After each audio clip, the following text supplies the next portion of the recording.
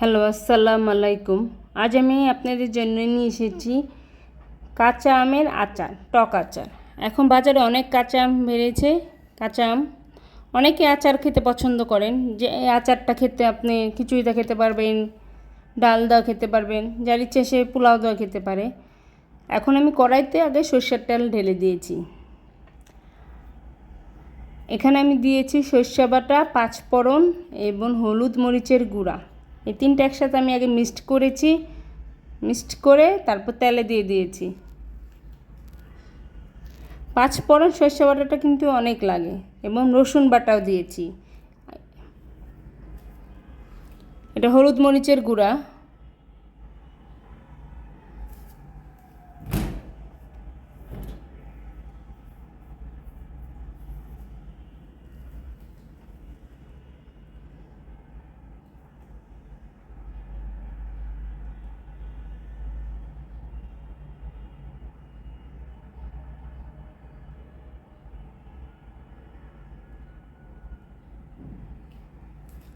এখানে রসুন বাটা, পাঁচফোড়ন আর সরষে বাটা আমি অ্যাড করছি। এখানে আমি ব্যবহার করেছি কালো সরষা। আচারে কিন্তু বেশিরভাগ কালো সরষেটা ব্যবহার করা যায়, দুটো সরষেও ব্যবহার করা যায়। এটা হলো পাঁচফোড়ন গুঁড়া। আমি পাঁচফোড়ন তেলে তারপর ব্লেন্ড করে নিয়েছি শুকনো করে।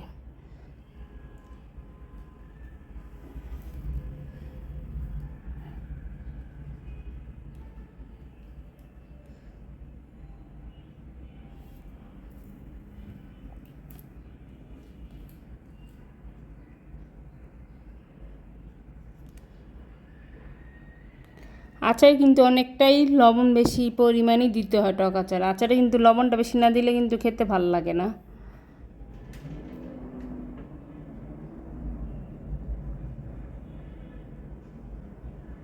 এখন আমি মিক্সড করে মশলাটা দিয়ে দিচ্ছি।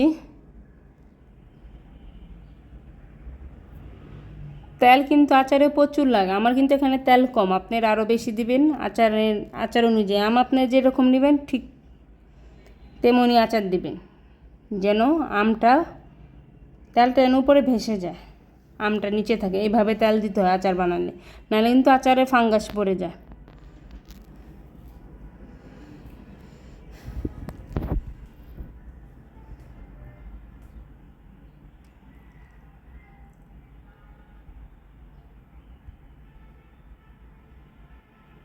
আমটা কিন্তু আমি কেটে 3 ঘন্টার মতন ভিজিয়ে রেখেছি ভিনেগার এবং লবণ দিয়ে। এটা আমি আপনাদের বলিনি, এখন বলে দিচ্ছি।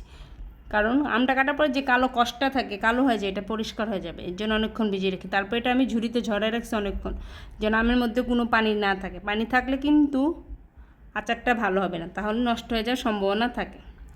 পানিটা শুকিয়ে যাওয়ার পরে কিন্তু আমি আচারটা বানাচ্ছি।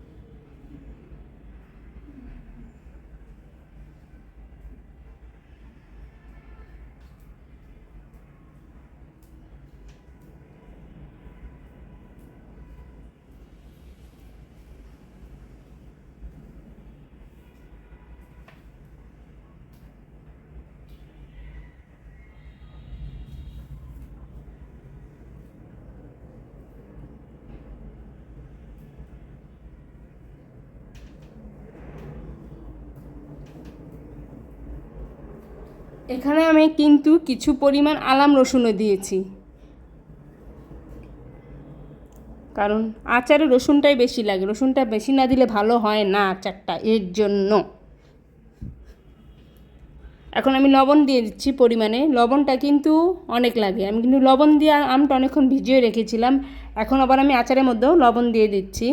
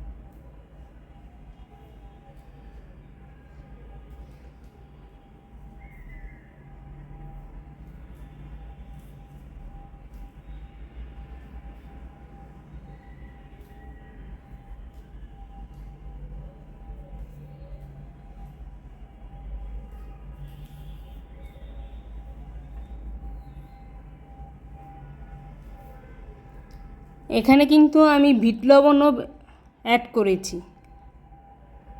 বিট লবণ কিন্তু আচারের টেস্ট বাড়ায়।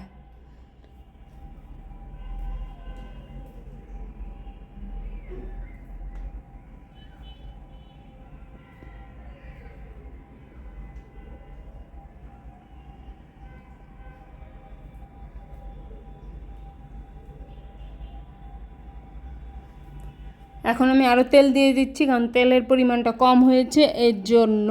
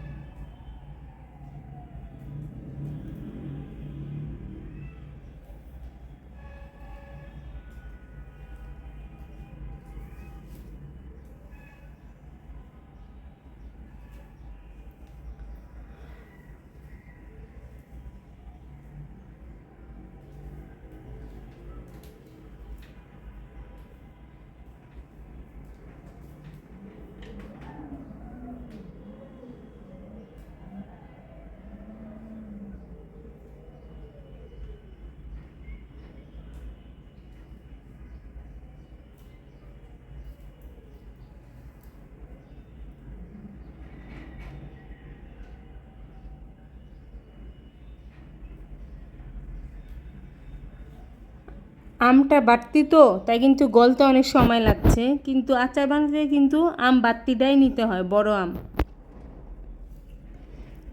আমটা নরম না হওয়া পর্যন্ত তো আমার আচারটা রাখতে হবে।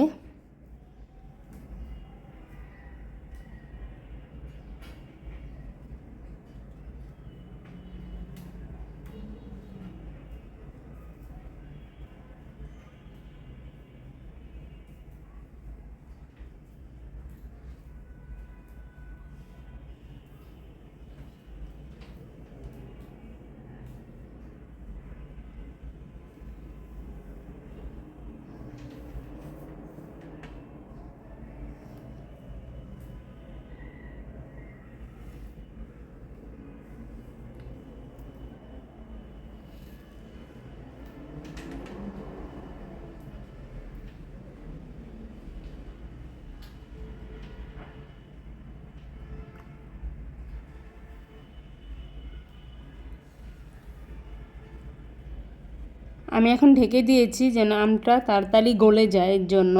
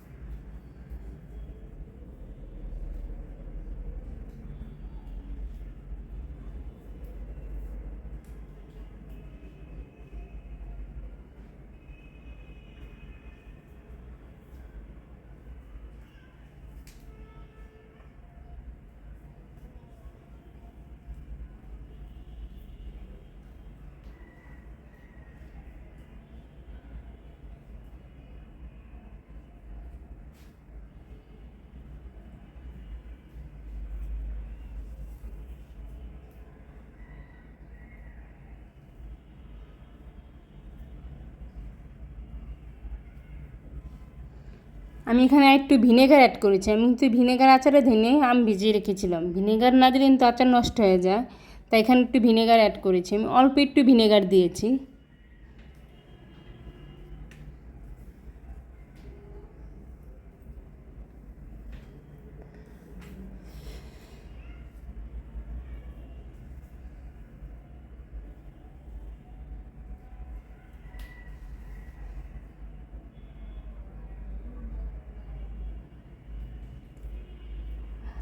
রঙের কালারটা একটু কম হয়েছে হলুদ মরিচের আমের, এর জন্য আমি আর একটু হলুদ মরিচ দিয়ে দিচ্ছি।